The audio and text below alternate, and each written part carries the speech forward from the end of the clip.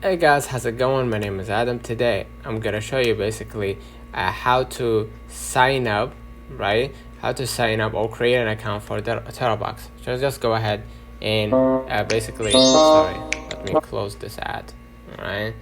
And after we close this ad, you gotta be able to have two options. You can log in with Google, log in with Apple without needing to do all these details. But if you want to, just go ahead and use email or use phone number.